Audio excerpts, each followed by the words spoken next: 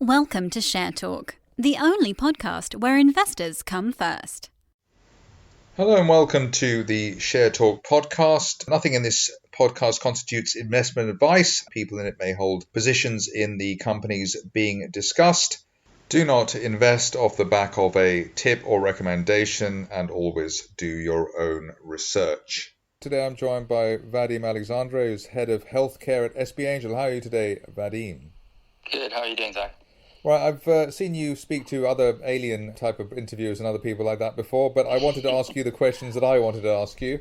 The premise of this interview really is lots of diagnostic, lots of testing companies out there, and what's the landscape now as we approach maybe, the vaccine salvation, and who do you think, who are the main runners and riders, and who do you think might be the winners? And maybe who might be the losers, but just, what your expert opinion is really on the space. Yeah, sure. So we're talking about the UK space, right? So we're predominantly interested in UK stocks. I mean, yeah. the global context is much larger, and the likes of Roche, and Abbott Diagnostics. They're such big players. They sit in a different camp, if you like. But yeah, they do influence the competitive landscape.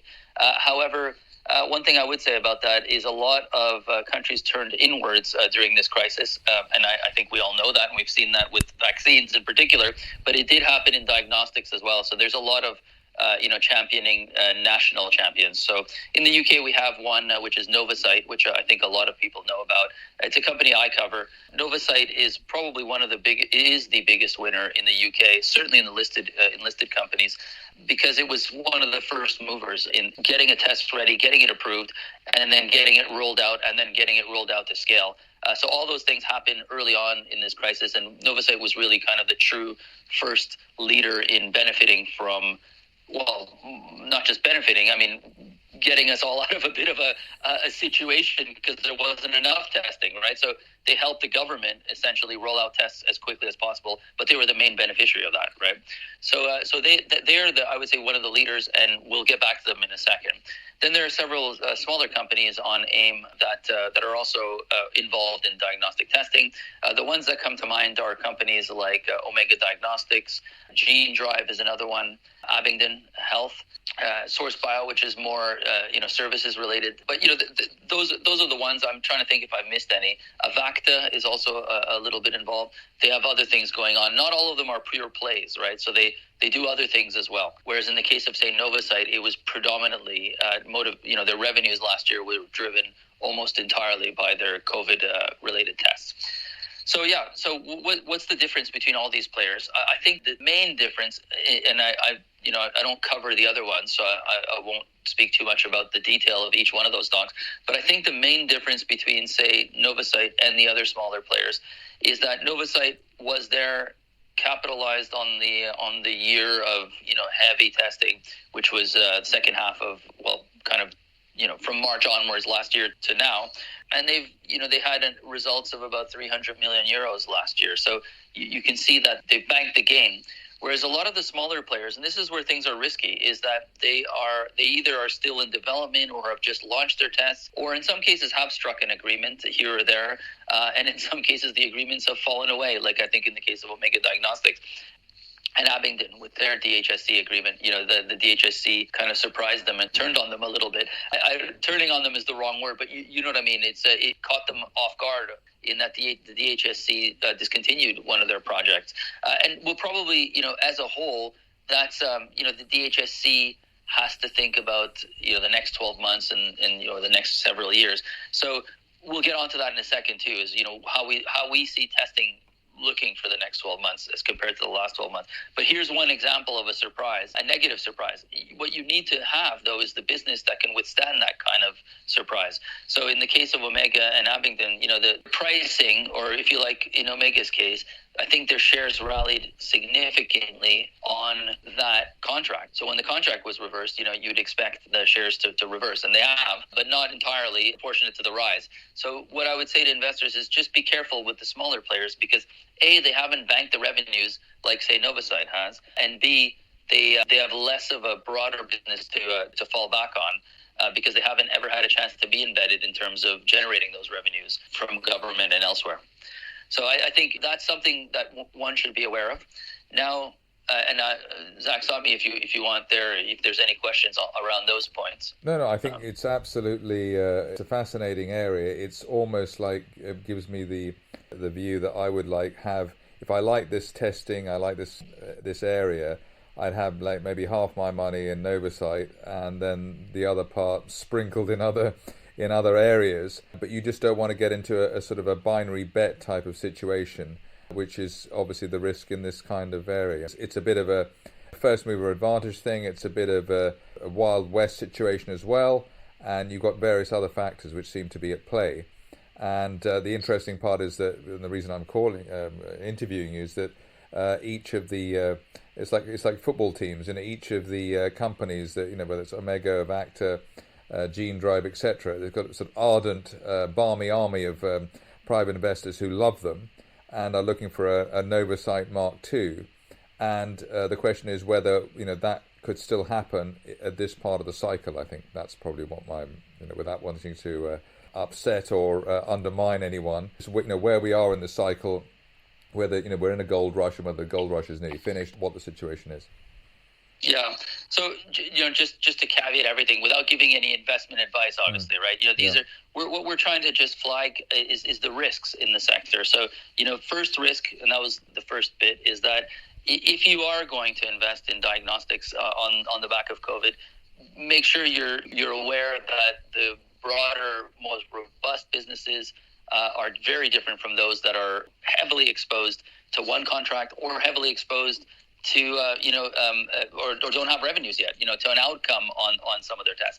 And that's kind of the difference between the Novocytes versus the other ones.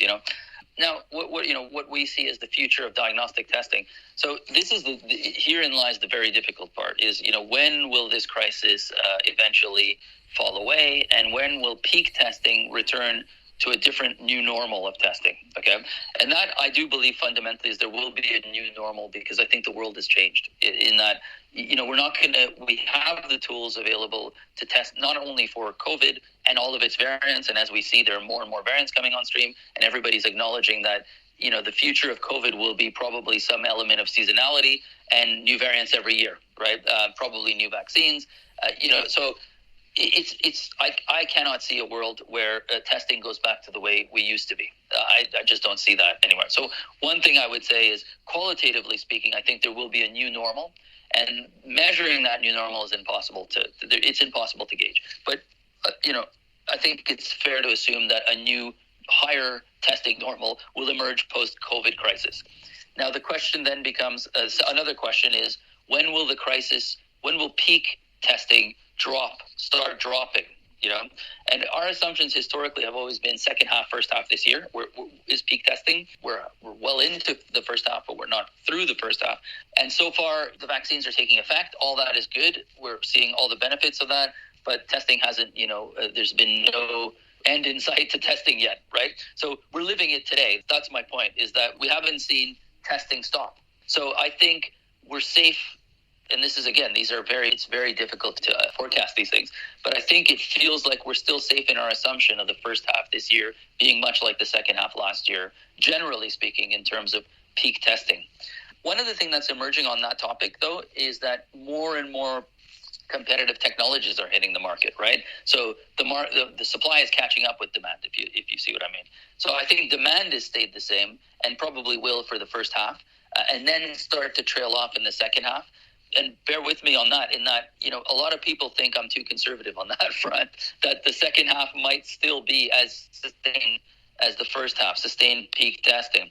But then I would warn that competing technologies are emerging and coming to market over that time frame. So whether it's a demand issue or a supply issue, I think we're safe in the first half. I think the second half will start to see some erosion, in that balance. Either, companies achieving smaller market share because of supply, competitive supply, or demand starting to fall off. One way or the other, the market is getting tighter, in my opinion, in the second half of this year. Just the final point, the one factor which I think might come into it is the speed of testing. That what you ideally want, and you would have wanted like from February, March last year, is like an instant breathalyzer type test.